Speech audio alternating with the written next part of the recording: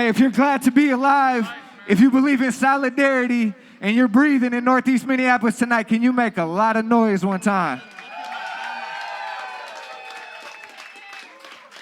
Hey, I feel so good to be in here right now. It's really a pleasure to be here tonight. My name is Jake Verdon.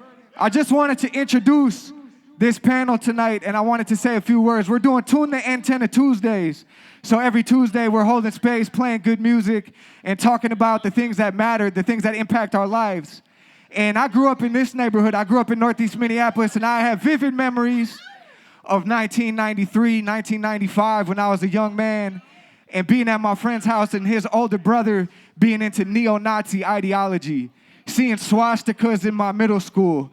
This was historically a racist neighborhood, and in the 80s and 90s, it was starting to become integrated. So when I learned about anti-racist action a little bit later in my life, when I was in my early 20s, I would say it was life-changing and it was life-saving to hear folks articulating some of the things that I was thinking as a young man, and to know that a lot of folks in this neighborhood wanted that language to say racism is wrong. No matter where you're from on the planet, you're our brother, you're our sister, you're our family. So the first thing I wanted to do is express my extreme gratitude and respect, and I'm hoping that we can all make a lot of noise for these folks here who are founding members and organizers with anti-racist action.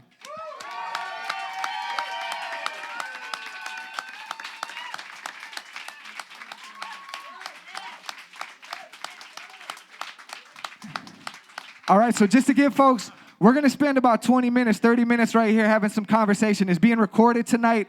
I really encourage you to get comfortable and soak up some of this game. And then we're going to have Los Pinche Ways, a great band play. We're going to hang out.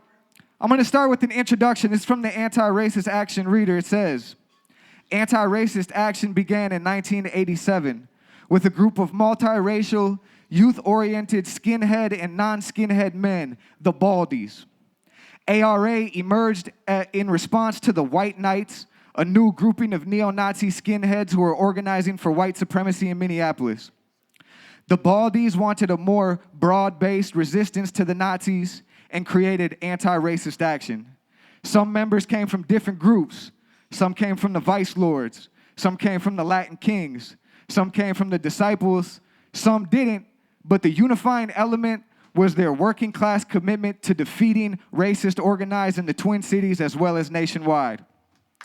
Yeah, let's clap for that. That's right. It goes on to say anti-racist action had tremendous success in combating and defeating the White Knights, organizing capabilities through education and direct confrontation.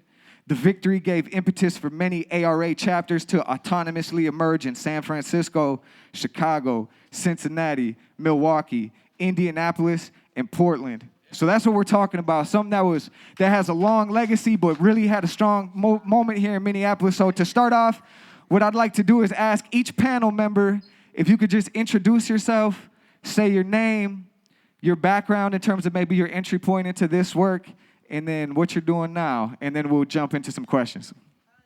And you can use any of these mics here. My name is Jason Nevels, one of the original Baldies. Could you, folks can probably hear you, but we want to be able to get the recording. So if you could get the mic a little closer, thank you.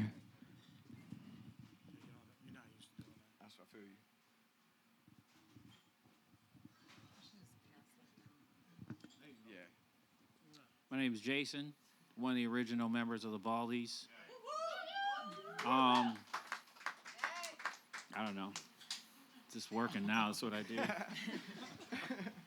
You got to do a little more than that. What? Oh, that's cool. That's cool. You can start small. That's it? Yeah. My name is David.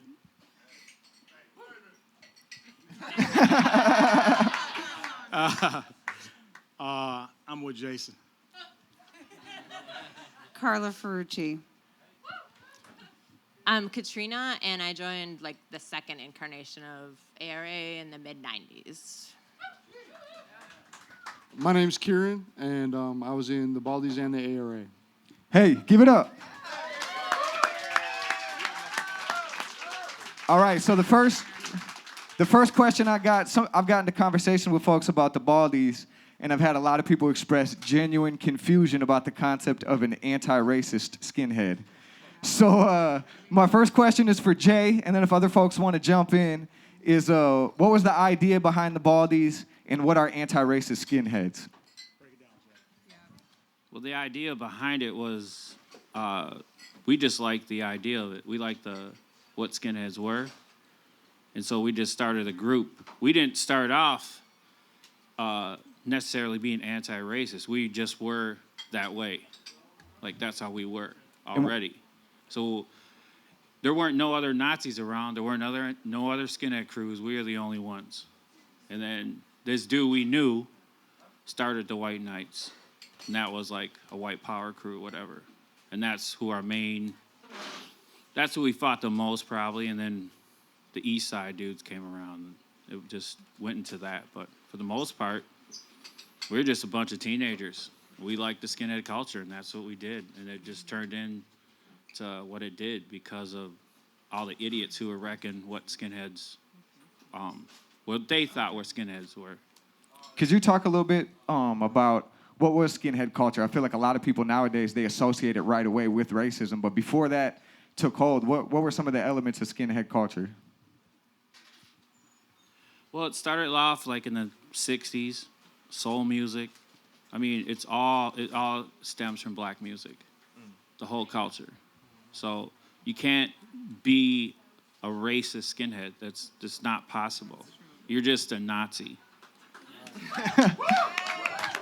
All right, so I'm going to keep it, anybody got any addition? All right, summed it up. So just to dig a little bit deeper in that story, you alluded to starting with Jay, and then anybody wants to jump in. What did you think when the White Knights first came around? And interested specifically, how did you come up with the idea of challenging individual White Knights to think over if they were willing to get their asses kicked for white supremacy? Well, the thing is, we knew those guys. We knew them. They were like punks in the scene, and they shaved their heads, and they started hanging out with this dude that thought he was white power. So we would confront them, and they would lie to us every time. I'm not like that. I'm not like that.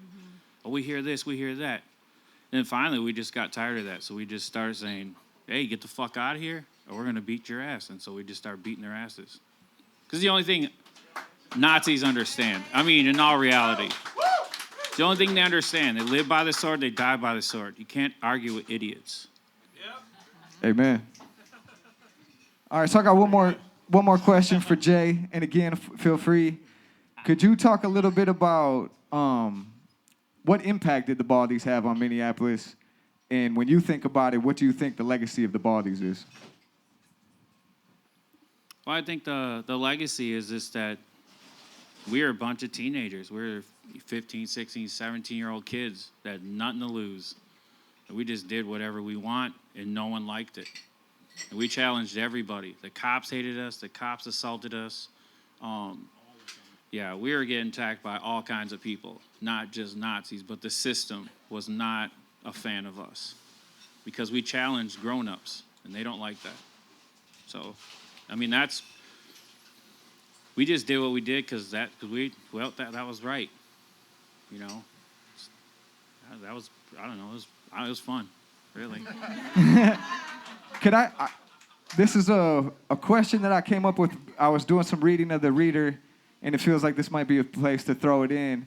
You know, introduction, it talked about the Baldies were a feeder, and then there were some folks from some other organizations, street organizations, who were a part of that original formation. I'm wondering if any of y'all in the Reader credited their participation be a part of why anti-racist action was successful. So would any of y'all be willing to share some light on that as far as folks who were coming from the Vice Lords or the Disciples or the Baldies? What about it was impactful? What about that was useful? Yeah. So I think if you look at, the late 80s, things were really different in terms of hip hop, rap. And so you had inner city kids with inner city kids, and it didn't really matter that you listened to this or that you hung out with this person. So when Public Enemy came, we all liked Public Enemy. And so we all went to the show. And so some of our friends were involved in gangs. Some of them were not. And we just really didn't, I mean, it really wasn't like that. They had different lives. Of course, you know, like not everybody always hung out. But the culture in the street was, you know, urban and kids being kids. And all kinds of kids together. White, black, everybody. Puerto Rican, you know, like that song? White, black, Puerto Rican, everybody just a freak. But it was really important, too, I think, at the time to really understand how, like, there was this cosmic shift coming, too, when we're right where we thought we would be, meaning that you could see the police began to be militarized.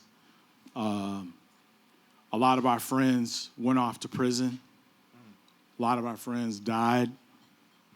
And so you could see how the system started to hunt us down one by one and really just destroy the solidarity that youth have with one another, where they're not seeing race and they're not focused on gender. They're together.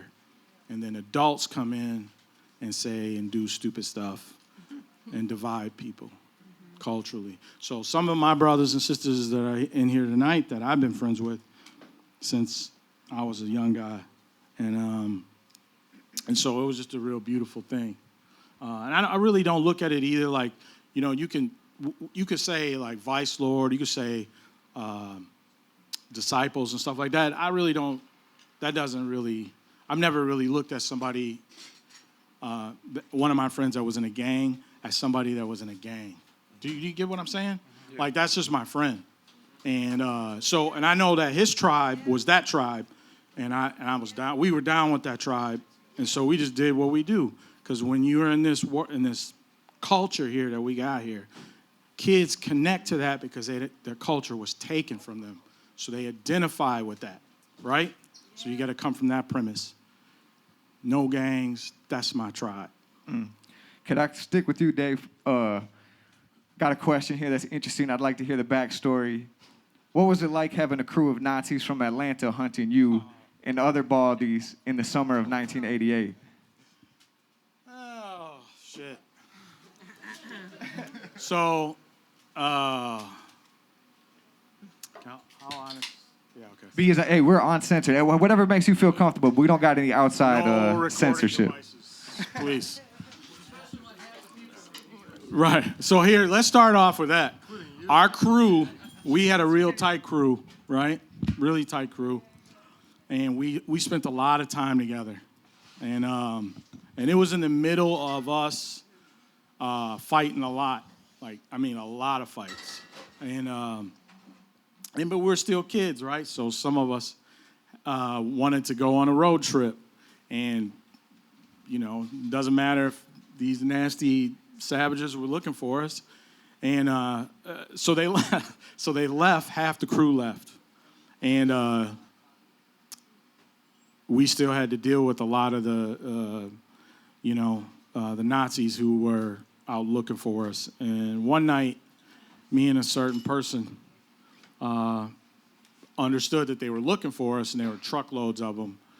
And we made certain kind of devices, and we were waiting for them to get out of the van, out of the truck. And they never really got out of the truck, but we saw them driving by. And it just, you know, a lot of times, you know, you do things and you don't really realize that there's consequences. And there's consequences for everything, right?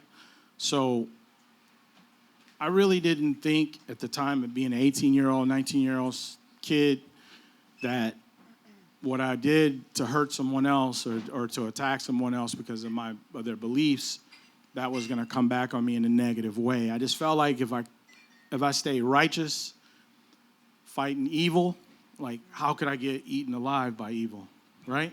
And to be honest with you, nothing really ever happened bad to most of us because I enjoyed fighting evil. I'm going to tell you, I don't have a lot of mercy anyway. This And is the thing with these white power clowns. It's like they're cowards. They don't want a straight up fight. They always have. We used to get letters from the Klan, white Aryan resistance saying we're gonna kill you and all this stuff. Even the Minneapolis cops, calling us nigger lovers and shit like that. I mean, they could have killed us, literally. I mean, all those organizations had way more funding and stuff, but they never came at us. They just talked a lot of shit. And they drive by and say shit or whatever. But when we caught them, they got beat down. So we had a reputation. So they didn't want to come. They didn't want to fight. They're cowards. They always have been. They always will be. Amen. Plus, I want to add too, you got to get them at night. You know what I'm saying? You got to get them at night. And they're real terrified then too.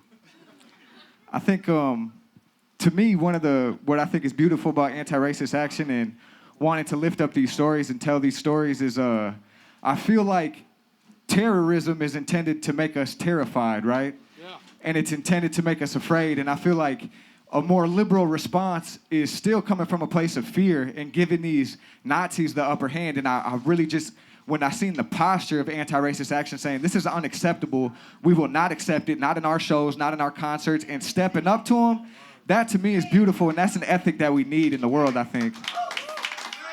So I wanted to shift, and I got some questions for Carla. Carla's been dying to talk on the microphone tonight. She was trying to take the mic when we first got in here. I know, I'm like, Dave has more to say. And the first question I got for you, Carla, is what was it like being a woman in anti-racist action and involved in the scene both here and in Milwaukee? I'd like to say that it was really egalitarian, which I'm sure people don't believe, but it really was. And I think as I look back on it in this time of Me Too, and everyone talking about how women are finally saying something, we were saying something back then. And what I loved about what we did back then is that all of the men that we were fighting with had our back. And even though we were sloppy sometimes, we had challenges with each other, and Katrina and I were just talking about this earlier. We'd be fighting Nazis, and we'd have our brothers calling people faggots, calling the Nazis faggots or pussies. And we just would be in the middle of the fight and just, we're going to deal with this later. And we always did. And what I loved about it, I don't know that we got it right every time, but we always had a meeting afterwards and said, okay, you know what? What happened out there was not okay. How are we going to talk about it? And I remember, I'm not going to say who it was, but some really tough conversations with our brothers saying, this is what it felt like when you called somebody a faggot, called a Nazi a faggot. They're assholes, for sure. But when you use that term, this is what it means to me. And we challenged each other. I mean, do you guys remember those meetings? They weren't easy, but we tried. We were sloppy, but we tried. And I'm so proud of that. That's one of the questions Kieran had sent to me is, what are one of the things that you're proud of? And that is something that I think we need to hold up, that we challenge each other to be better in our activism, that we weren't just about calling Nazis assholes, that we saw a bigger picture, that we were intersectional before that was a term. Wow. Let's give a round of applause for that. Carla, I'm hoping I can stay with you for one. You really touched on it. And this question, I'll pose it to you, but it's for everybody. I was struck by this points of unity that I seen on a piece of literature that Kieran had provided me. It says, we go where they go, so we're going to go confront them directly. We don't rely on the cops or the courts to do our work for us. Non-sectarian defense of other anti-fascists. And then the fourth one says, we support abortion rights and reproductive freedom. And I read that and I was struck by it. And I feel like that's exactly what you're talking about as far as intersectionality. I'm curious about that point specifically. Can you speak a little bit more about that? Anybody maybe just go into that concept of intersectionality more? And specifically, if anybody has insight on why reproductive freedom became so central. Well, here's the one thing I want to say about that. We all believed in all of those issues. Here's what I remember struggling with, and I would love to hear what you guys think about this. We were anti-racist. That was our mission. And so every time we had a mission, I would call them, when we would be fighting Nazis, we'd come back and we would have people talking about GLBT issues, and how do we address those? And I remember struggling with how can we fight all of it, right? Like, because we were anti-racist. These guys were boneheads, and they were our public enemy number one, yet in doing that, it was bringing up all of these other isms that we weren't dealing with as a group of people, a multicultural group of people. And I don't know that we got it right every time, but what I'm proud of is that we struggled with it. And I don't know if anybody else has more to add to it, but that was, I remember, a real challenge, because we were like, we don't want to be diverted and talk about abortion rights, right? But that is something that we cared a lot about and wanted to volunteer our time with. But we were like, this is like red alert. Like, Bound for Glory is in Minneapolis, and they are organizing in the metal scene, and we need to go stop this shit. And how do we do that and still address all of the other isms that we care about? And I think that's something for the progressive movement to think about. How do we challenge ourselves to fight on all fronts and not lose the larger vision? Amen. Okay. Can I just expound on that for a second? Please do. I also think that like in like the second incarnation of ARA, we started looking at we're like racism, and looking at like the boneheads and the skinheads, but we started looking at institutional racism. We started looking at like the bigger issues that just like affect everyday people and like what comes up. And reproductive freedom was a big thing that comes up for like literally it affects all working class people, like women the most, but you know, like people of all races, all working class people, everyone. Reproductive freedom is a big thing. Also housing, education, police brutality and violence. And like I was sort of part of like the ARA where we started being like, hey, okay, like there's skinheads, which can seem sort of abstract, and especially, sorry to go back to like, but like the impact that the Baldies had, and I will like more as like a younger person, like the impact the Baldies had is that you kicked the Nazis out of Minneapolis. So like I didn't have to, like I was like the little sister, and I didn't have to deal with Nazis in Uptown. I didn't have to, like I wasn't scared of Nazis because y'all kicked their asses and made them scared. And I will also say, when I was 16 in like 1990 something, I spent a summer living in Portland, and no one had kicked the Nazis out of Portland, and it was scary as fuck. It was terrifying. There were Nazis walking around during the day assaulting people. So that is the impact that you all had, like kicking the, like don't downplay it. Like, Hell yeah. Hell yeah. Can I stay with you for a second, Katrina? Yeah. And you already started to speak on it, so, and the way you introduced yourself as the kind of the second iteration of anti-racist action, could you talk about how it shifted then, like in a different scene, after the original kind of surge had been beat back? What was the new group of activists like? What was it focused on? How did the tone change? And curious about the gender dynamics there too. Carla touched on it a bit, but when I did some reading, it seemed like some of those gender issues were, and the composition changed at that point. Yeah. I mean, honestly, like I say, I feel like we had space to shift the focus. Like we had space. Like we still definitely like confronted Nazis and the Ku Klux Klan, and we actually a lot of times we would travel. Like we'd be like go on a road trip to Wisconsin to like back up people protesting the Klan in some small town there. But we had space to like focus, be like, what else is fucking with us? What else is like the boot on our neck? And that really became, one, I think the gender dynamics did change. There became more women in ARA and more queer people. And like some badass, tough gay men were like in our chapter too. I want to give shout outs to them.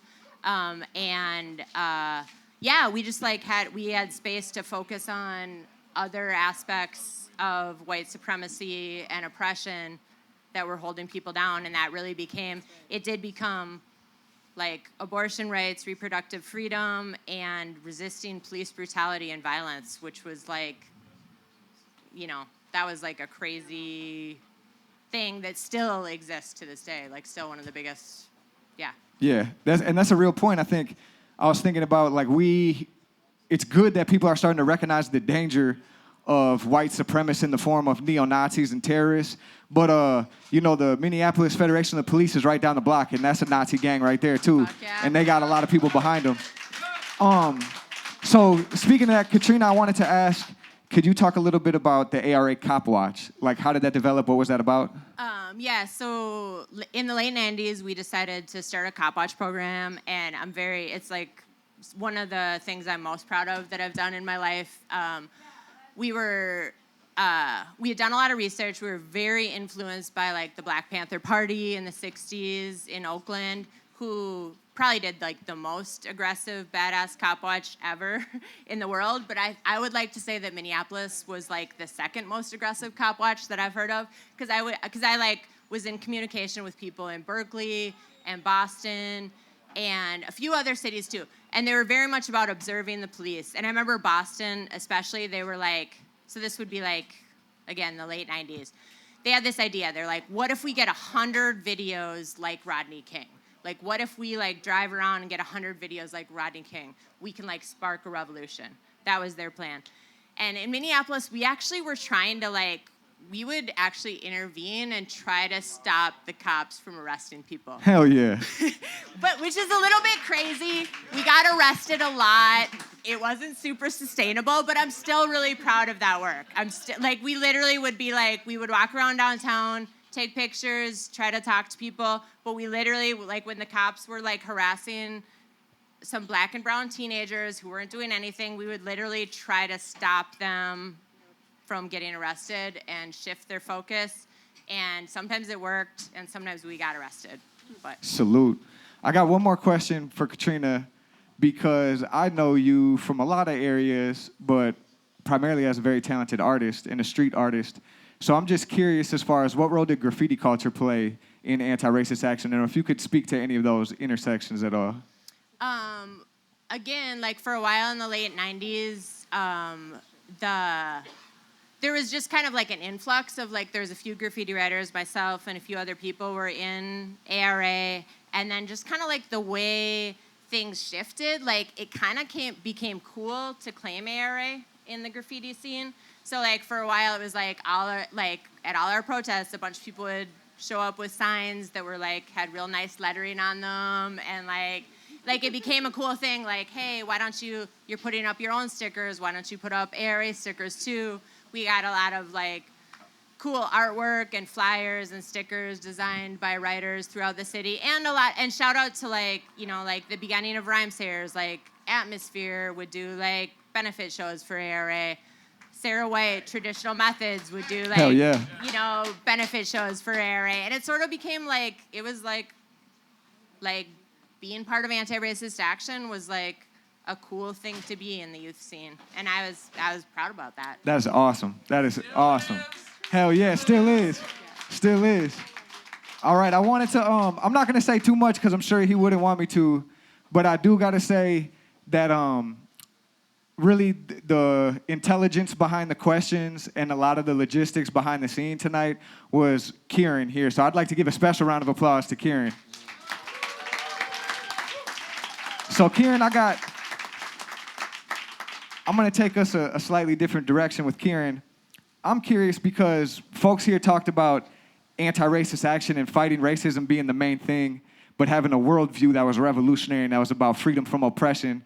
I know Kieran from labor organizing, and I'm curious how the politics and the worldview of anti-racist action fit into your life as a worker and your work with your coworkers, if you could talk about that at all. Yeah. First, I just want to thank Jake and Spencer and everyone else that worked on putting this event on. I think it's real special, and I want to thank everybody that came out to it. Hell yeah. I want to thank all the Baldies that are in the audience today. Yeah. Respect. All the SLK posse people. Everybody that was part of ARA that's in the house tonight, much respect. Everybody from the GDC who's carrying on anti-fascist work today that's in the house today, respect for that. And the people that are doing security out here tonight, because I want everybody to know that there's security here tonight, because we take that shit seriously. And I just want to say that if you have your eyes open to what's going on in the world, it's easy to see that we don't just have a couple little problems, right? We have huge systems mounted against us. And like what Jason mentioned in terms of how the police treated us, that's just sort of like something that comes in your face right away. Like, what are we doing? We're hanging out on the corner. We're keeping Nazis out of our neighborhood. But all of a sudden, we're being treated like we're criminals. We're getting beaten up. We're getting dragged down to the railroad tracks or to the river and getting our asses whooped. We're getting pulled in vans and getting smashed with riot sticks. The cops have files on us, right? And this was a real thing. I don't have to tell anybody who's a person of color in here knows better than me in terms of what white supremacy is like on a day-to-day level, just in terms of bosses, cops, fucking anytime you have to deal with any kind of agency, and then unfortunately too many white working class people with some fucking ignorant ideas, you know? So that's something that's real. And then I think, you know, Carla and Katrina talked about how the situation what women have to deal with in this society, and what gay and lesbian people and trans people have to deal with in this society. So there's a lot mounted against us. And I think that, for me, anti-racist action was an example of people self-organizing. We didn't have anybody telling us what to do or producing a blueprint and telling us to follow it. We were trying to create it on the fly. We made a lot of mistakes. We got in a lot of arguments. But there was no dictator of it. We were all trying to figure it out together. And we had an impact because we took our ideas and we tried to act, and we tried to put our ideas into action. And I think part of it was because we had motherfuckers in our face that we were trying to deal with, but part of it was because we had a larger vision. And I know a lot of times in the Baldies, like, a lot of our politics came from lyrics, from music. You know, that was probably a bigger influence than any kind of like book or ideology out there, was like the lyrics that came to us from ska music and from oi music and from hip hop. That's what informed us. And we would have arguments and discussions about song lyrics, and that was a big part of it. But I think that the big thing that I take away from ARA was that it was a movement of young people organizing themselves against the enemies that they faced, with an idea of trying to bring about more freedom for everybody. Hell yeah. I wanna pull it back to you 1 second, Karen. And can you talk a little bit about that? Like, so I'm still curious about this connection in terms of that anti-racist mentality and that rank and file mentality. What does that mean for the labor movement, or just for in the workplace? How does that show up, and how does that differ from maybe like a traditional, more business unionism? Right. So, I mean, nobody's going to save us, right?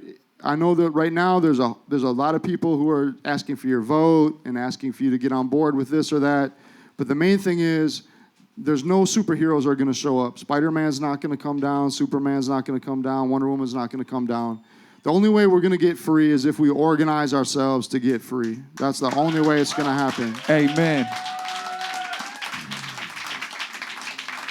And that's the same in the labor movement. That's the same in the environmental movement. That's the same in the women's movement. That's the same in the black liberation movement. It's only if people organize themselves to get free are we going to get free. And I think that a lot of what we then find is that we have people with common interests, right? I don't want just some you know, a lot of words get bandied around in weird ways now, but I don't want somebody who's coming to fight next to me because they feel sorry for me or they're sympathetic to me or whatever. I want somebody who's fighting next to me because they see their liberation bound up in mine. Amen. Right? And that's how I want to be. That's how I want to be when I fight next to somebody. I don't want them to think that I'm doing this out of charity or something else. I'm doing this because I want to be fucking free too. And that's what's motivating me. And that's the kind of movement we need, I think. And that's true in the unions, and it's true everywhere else. Thank you. So I I got kind of one final question that I'd like to pass down, and we'll start back on this side with Jason. Is what do you think was the greatest strengths, and what do you think were the weaknesses of the Baldies or Anti-Racist Action or some of the other formations, that formed that universe?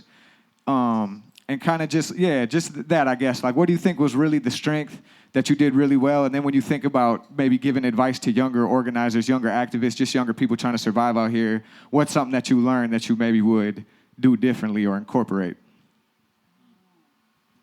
Yeah, I got fucking questions up here.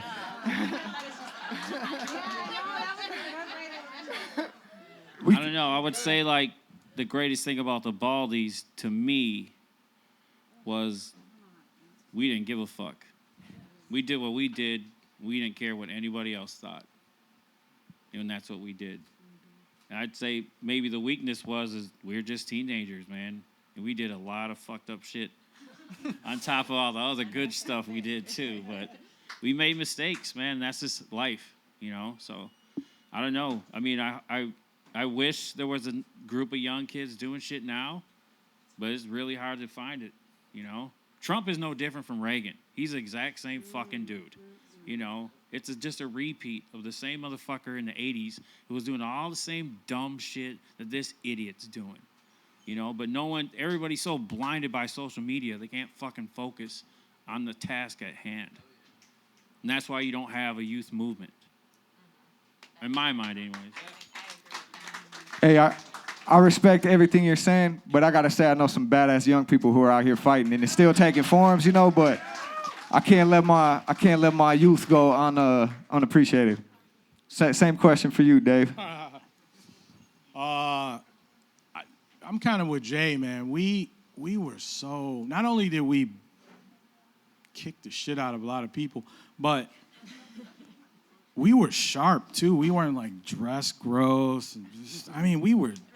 It was dope, man. I mean, you ever seen a group of people kicking it? Like 20 or 30 of us, all sharp. Hey, tell me what you might have been dressed. What was the uniform? Oh, man, like real nice tapered Levi's, Fred Perry, Doc Martens, flight jacket, your hair cropped tight, man. I'm telling you, you know what I'm talking about. Yes, sharkskin suits. I'm telling you, creepers. Jesse, So, the one, my regrets are multiple. So one of them is I wish we would have got more of them motherfuckers, and I just didn't have a lot of time. and I talk about this a lot, and they know because we talk about it, and I'm like, damn, I wish I would have got him, or damn, I wish I forgot about him, or I will see somebody and be like, damn, we didn't get him good enough. Because he still kind of looks like he's shady, But, and the other parts too,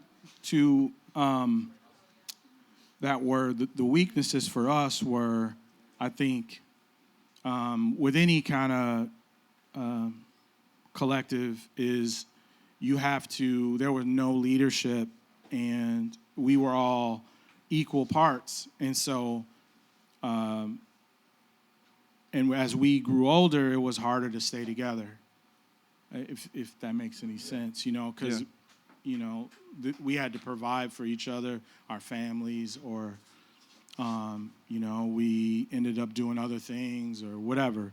But the most impressive thing I can say, too, about my comrades, and a lot of them, like Kieran said, are sitting out here tonight, too, is we spent a lot of time not only enjoying ourselves and doing a lot of bad stuff that, like Jay said, but we also did a lot of things, too, around organizing people who didn't have common interests, and then to be collectively working together to fight against fascism and stand up to it. They were like, oh, we'll listen to what you got to say because we're afraid too. Or, oh, this happened to somebody I know. Or the police did this to me, right? And it wasn't like you had cameras and cell phones and all that. So all this was done, you got to remember, we organized through the telephone. I mean, and it would ring and shit, and you would pick it up. One of them shits you got to do this. Yeah, not the push button, the rotary phone. Right, the pay phone, the free phone at Lund's. The Skyway, you know? And I'm being serious, calling each other saying, be here. And then people would show up, you know? Not getting an answering machine. So that's, I mean, I don't know if that can be a weakness, the technology thing. Hey, shows me that if y'all could do it like that, we don't got no excuse. Right. All right, so if I could get there's just some final thoughts from Carlin, from Katrina, and Karen. I think for me, the thing, as I was thinking about tonight and looking back, and it was like a movie reel, right, of all of the things that we did in ARA, is, and I don't know the answer to this, so I'm just going to speak to the regret, because we've talked about all the highs, I think. Or we can. Well, is the challenge I remember having as a white woman doing anti-racist work with people of color and knowing that I just remember that action we had on Smith Street when we closed that neo-Nazi showdown. And it was awesome. But there were a lot of people of color that lived in the neighborhood that came out. And when the cops came, because we stopped the show, which was a good thing, a lot of people of color got arrested. And navigating that we have some privilege in calling out racism and what that looks like. And I still don't know the answer to it. And I just remember thinking about that struggle, because I felt like it was our job to stand up to racism, and I didn't want all of the people of color that came out to stand up to racism to be the only ones that got arrested. And I still am struggling with that all these years later. And then the last thing I'll say is when I saw the footage of Charlottesville, and this might sound a little bit like looking back in the day and going and making this a little grandiose, but I remember feeling really alone. Like, it was like there weren't a lot of us doing this shit, just so you know. And what I loved about looking at the footage of Charlottesville was that there were a lot of young people saying, this is fucked up, and we're going to stop this. And it just lifted my heart that everyone was seeing this as happening. When we were doing this, people didn't believe that this was happening. We were like, no, Bound for Glory lives in fucking Minneapolis. They are organizing at the metal shows. They are recruiting young people, and no one believed it. And we were doing this kind of on our own. And so I guess to end on a happy note or on a good note is that I feel like people are seeing what is really happening and aren't taking it and are saying this shit is not going to happen anymore, and we're all, as a group, going to stop it from taking over. Real shit.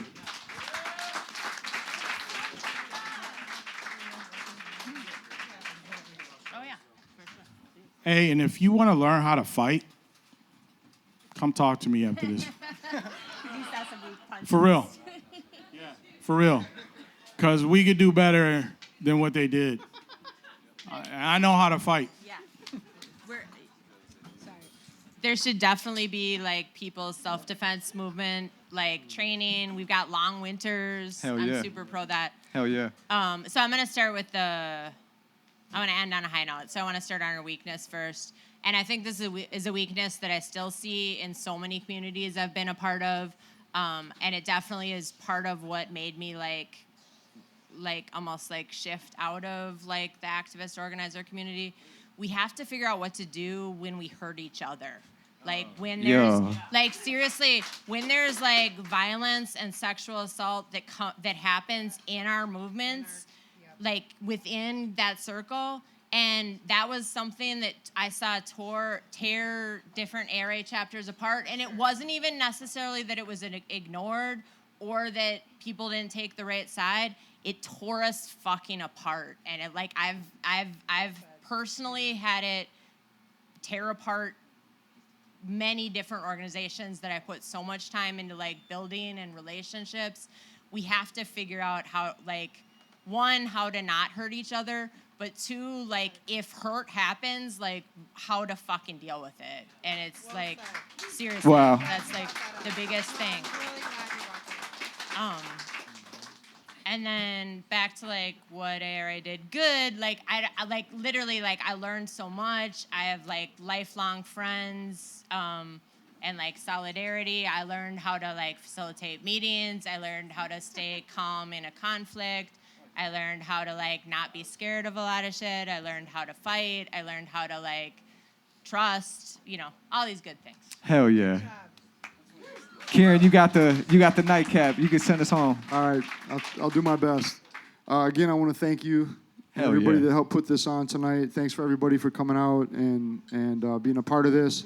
I think the most important thing is that there's a tradition in this city, and actually, as I've learned about history, I've learned that it goes back before us, that in 1934, the big Minneapolis Teamsters strike helped build an organization that then, when the Silver Shirts showed up here in 1938, a Native American Teamster named Ray Rainbow organized the Union Defense Guard to take on them and prevent the Silver Shirts from being able to get a foothold in Minneapolis. So in a way, even though we didn't know it, the Baldies and later ARA were really following in the legacy of that. And I think that means that our legacy is great. It means it gives us the space to do things. We don't have Nazis in our streets, but it also means that we have a responsibility. We have a responsibility to make sure that anytime the fascists show up, that we have a responsibility to stop them and to make sure they never have any kind of space anywhere, no matter where it is. Even if it starts out small or kind of looks pathetic and even maybe something we want to laugh at, if you let it grow, it can be like what Portland was, as Katrina said. And then I just want to real quick say a few things about everybody up here and a couple other people too. Like, when I was 16 years old, I shaved my head and became a Baldy. I was really excited to. They were the coolest people I knew, and I wanted to fight racism. And I remember being next to Jason uptown, because a lot of things, like David was saying, we didn't have cell phones and you couldn't send emails. So a lot of times it was like, I'm going to show up at the corner and wait till my friends show up there too, right? That was the only thing we could do. But I remember we sitting with Jay in Uptown, and Uptown was not quite Edina yet. It has become Edina. But it was a little bit more grimy and gritty then, and a kid who walked through who was a white knight, and Jay walked up to him, and I ran up next to Jay because I wanted to have his back, and Jason was like, "Are you a white knight?" And the kid was like, "Yeah," and Jason was like, "If you're still a white knight, the next time we see you, we're gonna whoop your ass." And I thought there's genius about that, because it gives the kid a chance to think over his life decisions, right? Is he really willing to stand on this shit, right? And it gives him fair notice. He can't say he wasn't warned. And it actually worked. That's the other thing, is we had people flip who came over to our side who weren't really about that and realized they were with the wrong crew and came over and acted and were actually sincere anti-racists and are still to this day. And that came from that man right there. So Big up. Hell all yeah. right. And then I gotta say a thing about Dave too, because because when those The Atlanta enforcer. Nazis, yeah, Dave was a bad motherfucker. Now he's old. You could probably get him, but in his day, he was a bad motherfucker. And but I remember when the Nazis came up from Atlanta, and most of our crew was on the road, touring with a band, a friend of ours, and they came up. If I remember right, they came out specifically for the N-word and the communists that they were looking for. Yeah, and I remember riding around the streets of Uptown, and we climbed up on top of what was back then was Little Tin Soldier. I don't know what it is now, like on Lake and Aldridge, across from like where Bryant Lake Bowl is, tobacco. Yeah, and we watched a couple truckloads of them come uptown, and they come over from St. Paul, and they were looking for us, and there was like and it was a chilling thing, but I was really glad to be next to him. And we did hold Uptown through that whole period, even when our friends were out. We were able to gather enough people and make sure that we could secure it. But they were looking for us, and I'm glad they never caught us. And then I want to just say real quick too about Carla and Katrina, the talk we had about she mentioned about Bound for Glory playing. When Bound for Glory, they were a big white power band from St. Paul. And in fact, at one point, they actually became the biggest white power band in the world. And they couldn't play shows in their hometown because of anti-racist action. Fucking right. But when they tried, they made one real big attempt to try. And we found out, and in order to try and stop us from stopping them, they had a system where you had to go to a park to pick up your ticket and to find out where the show was, because they were keeping the show location secret. So we decided to have a barbecue in that park and to have a softball game in that park, which meant we had a lot of baseball bats in that park.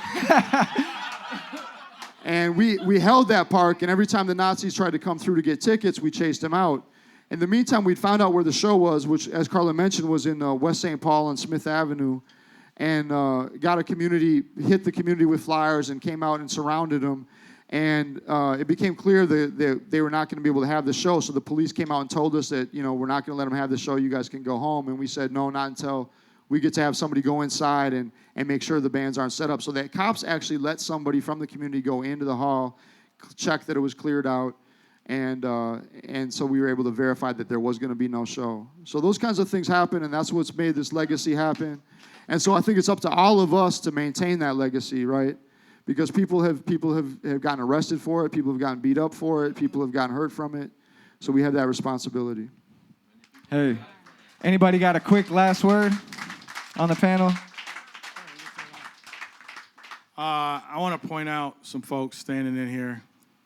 Danny Mills, Jamie Melton, Lori, Nate, Jesse's hiding back there. Where's the rest of them at? I can't see farther than that. Oh, don't duck, Aaron. I see you ducking. I see you ducking. Annie and Adam for like the second. Kieran, that was the second time we stopped the show in St. Paul. You're right, it was. So, to all the folks who are in the audience who are part of the Baldies and anti-racist action, everybody in your own personal life who has made a tough stand, whether it be at the Thanksgiving dinner table or at a punk show or at your workplace, stopping racist bullshit right in its tracks, confronting it. I want to express my sincerest gratitude and respect to these folks up here. We wouldn't be here if it weren't for y'all. To everybody who came out tonight, let's give a round of applause for everybody who's doing this work. Yeah, come on, let's do it.